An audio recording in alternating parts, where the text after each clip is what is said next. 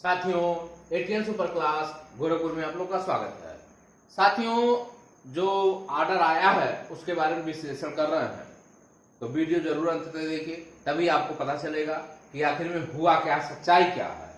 तो पहली बात हमें आपको बता दें, 104 नंबर, 105 नंबर, 103 नंबर, 102 नंबर, और फिर आप चले जाएंगे 20, 19 और 18 पैरा। इन पैरा जो आदेश आया है, इन आदेशों में से इन पैरा को पढ़ने पे पता क्या चलता है, जब आप ये पैरा पढ़ेंगे तो उसमें साफ शब्दों में स्पष्ट हो जाएगा कि कहीं भी जो है ना 12,091 को हार मिली है, ना 90,105 को कहीं हार मिली है। तो आखिर में हुआ कैसे? जज महोदय ने साफ शब्दों में ये लिख दिया है कि समय समय पर जो भर्तियां हुई हैं 2011 के बाद, फिर मैटर कोर्ट में गया, फिर वहां से रिलीज हुआ, फिर जो है हाई कोर्ट में पहुंचा, तब वहां 2014 में टेट मेरिट हुई, फिर एकेडमिक विवाद था। ये मतलब सरकार ने क्या पूरा रायता लिखवा दिया है।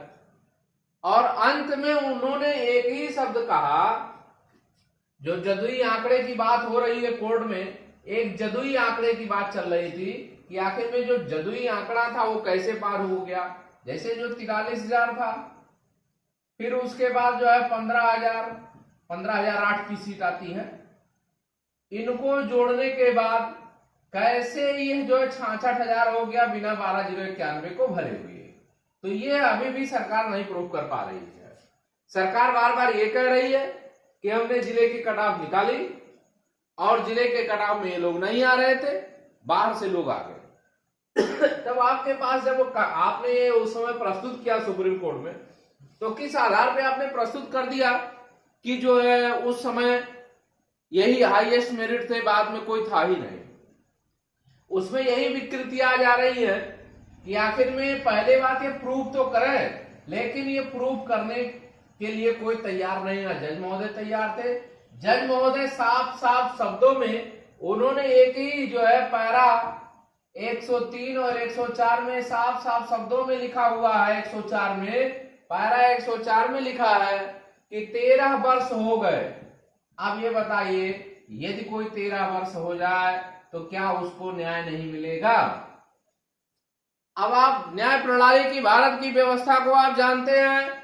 जब संजय दत्त का अगर यही उल्लेख कर दिया जाए, माय लॉर्ड संजय दत्त को, तब ये नाबालिग था, तब ये क्या थे? नाबालिग थे। लेकिन हुआ क्या, जब इनको सजा हुई तब ये पहुंच गए कितना, 49 साल के हो गए। अब कितने दिन बाद इनको सजा होती है? तो क्या 13 वर्ष के बाद यदि कोई व्यक्ति जा रहा है, कोर्ट में बना हुआ है, तो उसको न्याय नहीं मिलेगा? ये मेन मुद्दे बता रहे हैं जो हाईलाइटेड केस है। बाटला हाउस कांड की 28 साल 30 बाद आती है। तो ऐसे बहुत सारे केसेज हैं। कसाब की जो है मैटर हुआ 2008 की बात है, फांसी कितने दिन बाद होती है। तो ऐसे बहुत सारे मुद्दे हैं। ये कोई न्याय की प्रणाली तो है नहीं कि 13 वर्ष आपने लिख दिया, और आदेश में लिख दिया है आपने, ये आदेश में है। अब कुछ मूर्ख क्या कह रहे हैं, उन मूर्खों से जरा सा पूछो कि कह रहे क्लर्कियल मिस्टेक होता है। तो क्या क्लर्कियल मिस्टेक ये नहीं हो सकता कि हम इसको डिसमिस कर रहे हैं?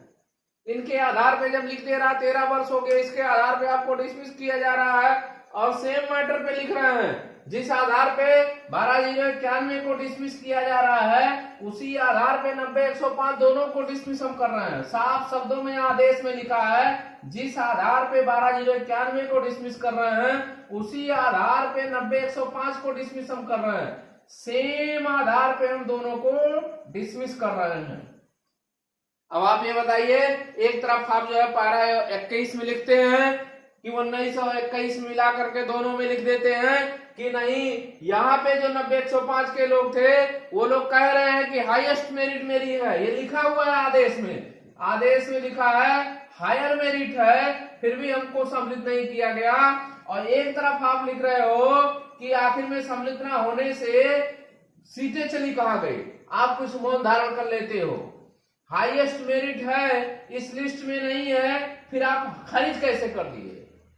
जब आपके पास सीट बची हुई है और वो भी आप कह रहे हो 66,665 के बाद जो 66,000 हो गया, अब 66 और कितनी सीट बच गई, 66 और 370, 3,000 ये हो गया, माने लगभग 5,000 सीट अभी भी बची हुई है। अब जब 5,000 सीटें बची हुई है, आप ये कह सकते हो सरकार फ्री है, उसको आपने लिबर्टी दे दिया, सरकार किसी भी स्तर पर उसको सीटें भर सकती है, चाहे न्यू एडवर्टीजमेंट करे या इन्हीं के माध्यम से सीटें भरे, ये आपने फ्री तो कर दिया, लेकिन आपने ये नहीं कंफर्म कर पाया कि आखिर में ये लोग भरे कैसे। तो सबसे विसंगतियां तो यही हो गई, इसमें किसी को नहीं हराया गया है, समझिए कोई हारा नहीं है, जबरदस्ती जो है ये जो आदेश आया है ये जबरदस्ती का आदेश है। और एक तरह आप लिख रहे हो कि जो शेष सीटें हैं सरकार जो है अपना जिस तरह भरना हो लिबर्टी में दे दिए हैं कि चाहे न्यू एडवर्टीजमेंट निकाल के भरो या आप किसी तरीके से भरो, लेकिन सीटें भर सकते हो। मतलब जो सरकार ने कह दिया उसको आपने लिख दिया। अब आप ये बताओ, जिस दिन हम सुप्रीम कोर्ट जाएंगे और कहेंगे माय लॉर्ड क्या 13 वर्ष बाद न्याय नहीं मिलता है, यदि हम न्याय की उसमें आ गए तो पहला पॉइंट पे आपको जो है तुरंत स्टे मिल जाएगा, नहीं इन्होंने गलत किया। जिस तरह आपने डिसमिस किया सिंगल बेंच के आदेश को, उसी प्रकार क्या सुप्रीम कोर्ट आपके आदेश को डिसमिस नहीं करेगा? करेगा, 100% करेगा। और वहां तब जीत सुनिश्चित हो जाएगी, पहला जब स्टे सरकार को लग जाएगा, नहीं इसको पहले स्टे करो और सुनवाई अब करो, ये कोई मैटर नहीं रखता है। और ये किसी को भी बता दिया जाए, भारत के जितने भी अच्छे वकील हैं पहले इसी पॉइंट पे स्टे मिल जाएगा। हमारी भी वार्तालाप हुई 90-105 के मुद्दे पे, बहुत सारे लोगों ने कहा, सभी लोगों ने कहा कि आप क्यों घबरा रहे हैं, पहला ही इनका पॉइंट है 13 वर्ष बीतने के बाद आपको डिसमिस किया जा रहा, तो पहले ही आपको जीत मिल जाएगी।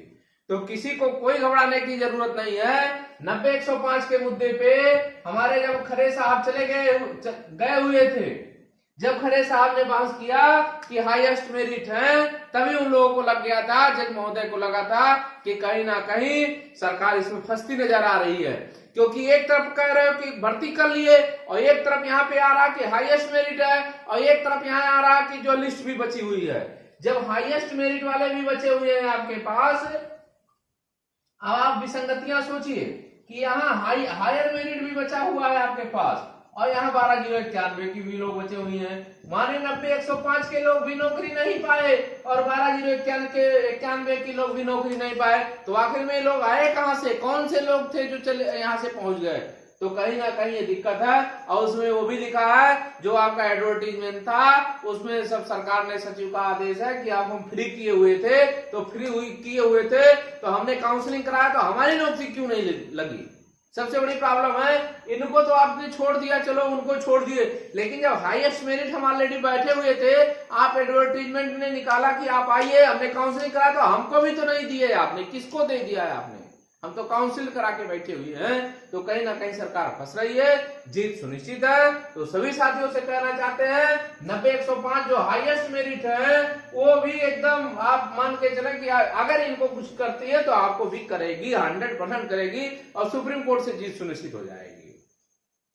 और आप ये जानते हैं केवल खरे साहब एक ऐसे थे कि दोनों मैटर पे लड़ गए, 90-105 और हमारे दोनों मैटर पे लड़ गए।